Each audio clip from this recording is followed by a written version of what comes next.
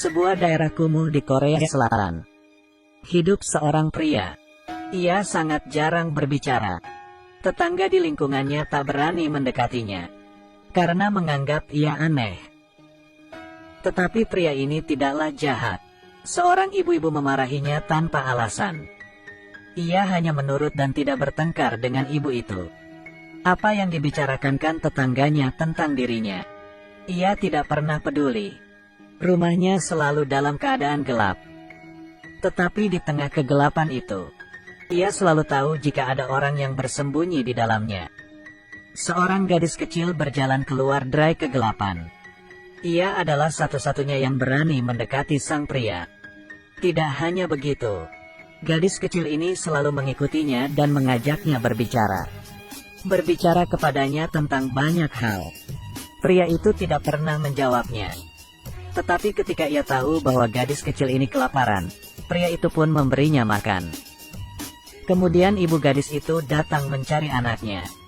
Tetapi sang gadis tidak ingin bertemu dengan ibunya dan meminta bantuan pria itu untuk bersembunyi. Pria itu pun membantunya. Ibunya mengobrol dengan sang pria dan sambil menggodanya.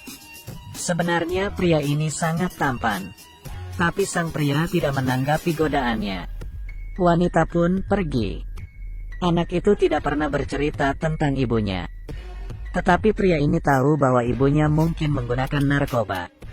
Anak gadis ini sangat kasihan. Hidup dalam kesepian dan ketakutan. Ia butuh cinta kasih dan rasa aman. Suatu hari ia diganggu oleh teman sekelasnya. Ia bertemu dengan snack pria dan meminta bantuannya. Tetapi pria menolaknya, gadis pun sangat terluka. Ia meneteskan air mata dan berkata kepada pria itu, jika sang pria pun ia benci, maka tidak ada lagi orang yang ia sukai. Kata gadis itu sambil menangis. Di malam itu, gadis itu pulang ke rumah, dan melihat ibunya ditangkap oleh seorang pria. Ibunya bahkan disiksa. Kelompok orang ini sangatlah kejam. Ternyata ibu gadis itu mencuri barang mereka.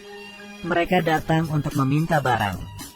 Sang ibu tidak tahan dengan siksaan, dan memberitahu lokasi di mana ia menyimpan barang.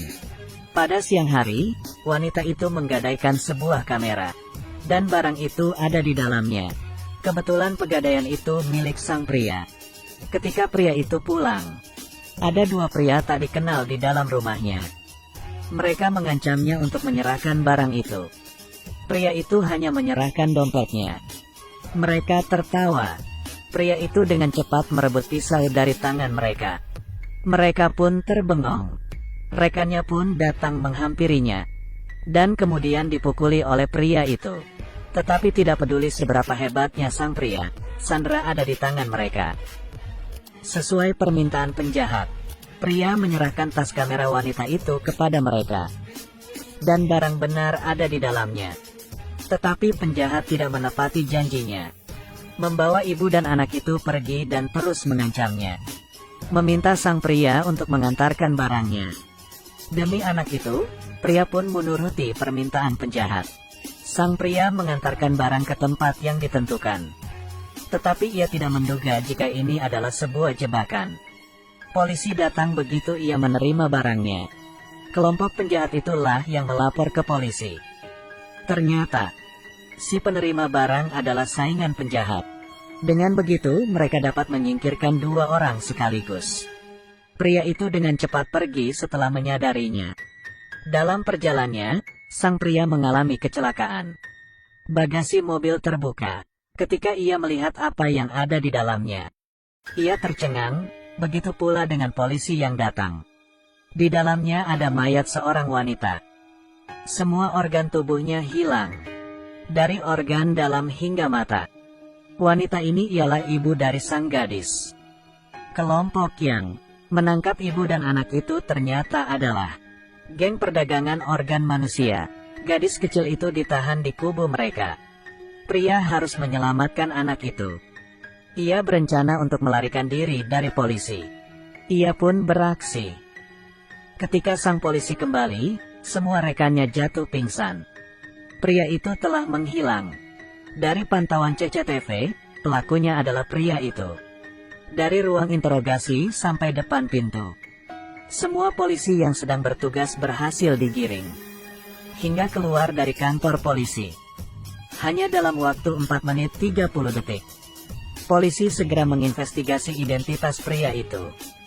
Ternyata sang pria adalah mantan agen intelijen, bahkan pernah menjabat sebagai instruktur. Fakta ini mengejutkan polisi.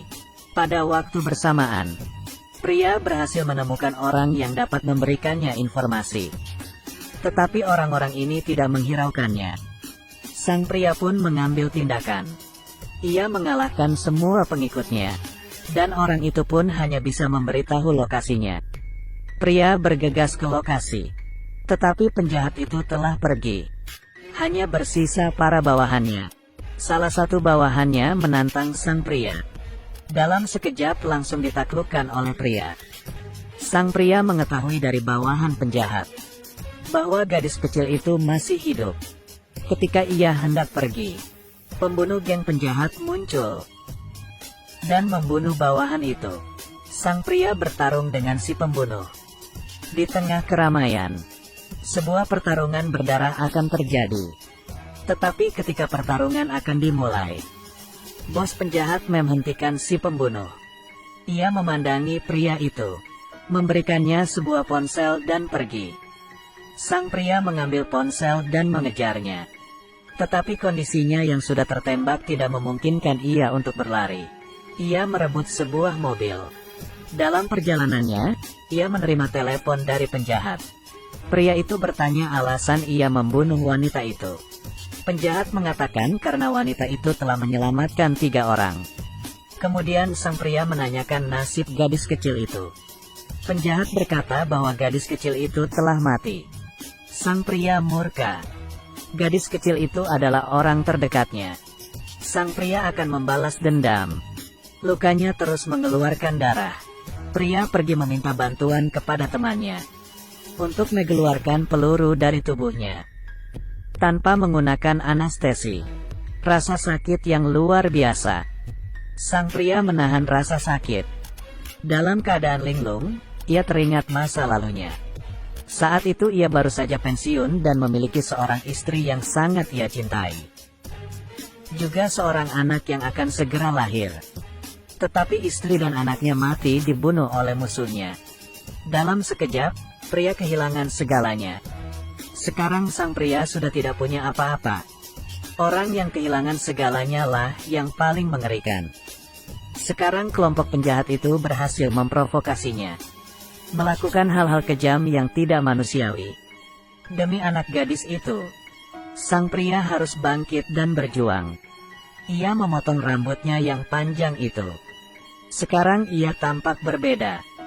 Ia mengenakan jas hitamnya, mengambil pistol dan pergi mencari penjahat. Dengan keterampilan detektifnya, ia dengan cepat menemukan lokasi si penjahat. Di sana ia melihat adik laki-laki si penjahat.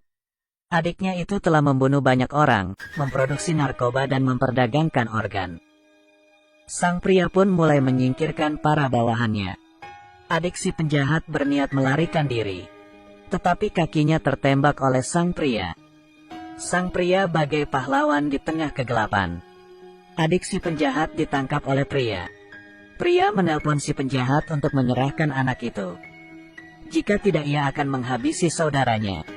Tetapi si penjahat menolak permintaannya. Meski ia khawatir dengan keselamatan sang adik, si penjahat hanya memberitahu sang pria lokasinya. Setelah menutup telepon, ia memerintah bawahannya untuk menghabisi anak itu.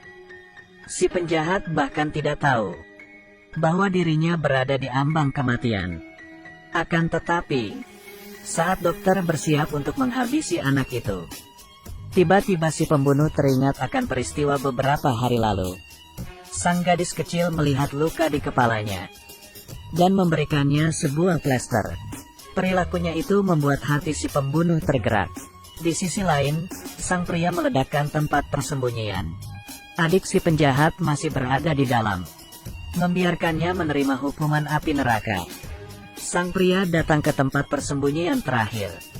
Sudah ada belasan orang yang menunggunya. Si penjahat memberitahunya bahwa anak itu sudah mati. Pria ini benar-benar murka. Ia ingin menghancurkan penjahat itu. Sang pria mulai bertindak. Ia menyingkirkan para bawahannya terlebih dahulu. Kemudian seorang pembunuh baru muncul. Tapi sang pria telah dibutakan oleh amarah. Tidak ada yang bisa menghentikannya. Sang pria bertarung dengan sekuat tenaga. Pelurunya habis. Menghadapi orang-orang bersenjata, sang pria bertarung dengan tangan kosong. Satu persatu dihabiskannya. Hanya tersisa seorang pembunuh dalam beberapa menit. Dengan penuh percaya diri, sang pembunuh meletakkan pistol dan mengeluarkan pisau. Mereka bertarung menggunakan pisau. Amarahnya menjadikan sang pria semakin tangguh. Si pembunuh pun berhasil ia singkirkan. Si penjahat bersiap untuk melarikan diri. Sang pria menembak dan meledakkan ban mobilnya. Ia kehilangan kendali dan menabrakkan mobilnya. Si penjahat tahu bahwa ia tidak bisa kabur lagi. Jadi ia segera menelpon polisi. Ia lebih memilih ditangkap polisi daripada mati di tangan pria itu. Sang pria naik ke atas mobil. Menembaknya langsung. Tembakannya tidak bisa tembus. Ternyata kaca mobilnya anti peluru. Penjahat berteriak di dalam mobil. Sang pria tidak berbicara. Hanya berdiri di depan kaca. Mengarahkan pistol ke kaca mobil. Dan terus menembak pada posisi yang sama. Setelah beberapa tembakan, kaca anti peluru pun pecah. Si penjahat sangat ketakutan. Peluru terakhir pun menembus kepalanya. Pria berhasil membalas dendam. Tetapi anak itu sudah tiada, semuanya pun tidak berarti. Terakhir sang pria berjalan keluar. Ia menodongkan pistol ke kepalanya. Tiba-tiba ia mendengar suara yang familiar. Ia menoleh ke belakang. Anak itu masih hidup. Ternyata si pembunuh itu memiliki niat baik. Ia menghabiskan dokter itu dan melepaskannya. Sang pria memberitahu anak itu untuk tidak mendekatinya. Takut akan anak itu terkena darahnya. Anak itu berlari menghampirinya. Memeluk pria itu sambil menangis. Pria yang berwatak baja itu meneteskan air matanya. Tak peduli berapa banyak darah yang ia tumpahkan. Ia tidak akan pernah meneteskan air mata di depan lawannya. Air matanya hanya akan menetes untuk orang yang ia cintai. Karena berasal dari lubuk hatinya yang terdalam. Berikut film yang kami bawakan. Terima kasih.